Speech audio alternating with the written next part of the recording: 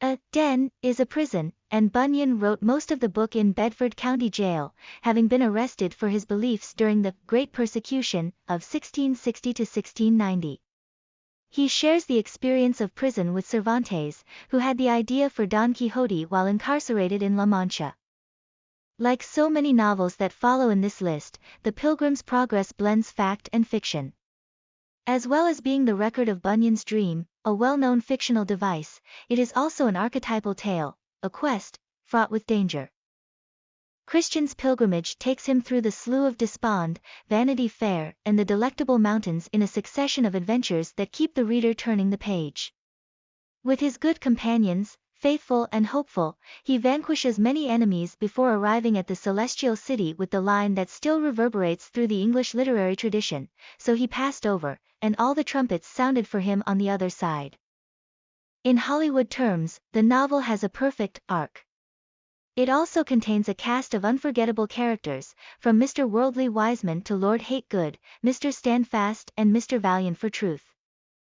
More profoundly, as an allegory of state repression, it has been described by the historian E.P. Thompson as one of the foundation texts of the English working-class movement. Part of its uniquely English quality is a robust and engaging sense of humor that has cemented its appeal to generations of readers. The Pilgrim's Progress is the ultimate English classic, a book that has been continuously in print, from its first publication to the present day, in an extraordinary number of editions. There's no book in English, apart from the Bible, to equal Bunyan's masterpiece for the range of its readership, or its influence on writers as diverse as William Thackeray, Charlotte Brontë, Mark Twain, C.S. Lewis, John Steinbeck and even Enid Blyton. Huckleberry Finn speaks for many readers when, recalling his Mississippi education, he says, "There was some books too. One was Pilgrim's Progress, about a man that left his family it didn't say why. I read considerable in it now and then. The statements was interesting, but tough." The story of a man in search of the truth is the plot of many kinds of fiction, from Portnoy's Complaint to Tinker Tailor Soldier Spy. Like many of the writers in the list that follows, Bunyan had a wonderful ear for the rhythms of colloquial speech, and his allegorical characters come to life in dialogue that never fails to advance the narrative. Story is one thing. The simple clarity and beauty of Bunyan's prose is something else. Braided together, style and content unite to make a timeless English classic.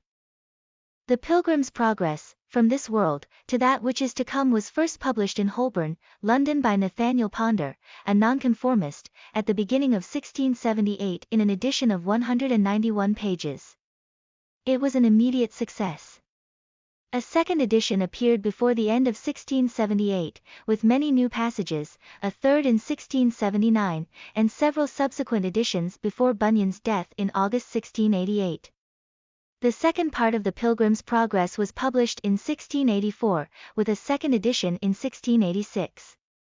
Eventually, the English text comprised some 108,260 words. It has never been out of print, and has been translated into more than 200 languages. Literary connections: Rachel Joyce's Booker-long-listed novel 2012 novel, The Unlikely Pilgrimage of Harold Fry, was a modern reworking of Pilgrim's Progress, with her everyman hero Harold walking the length of England in yachting shoes to reach a dying friend.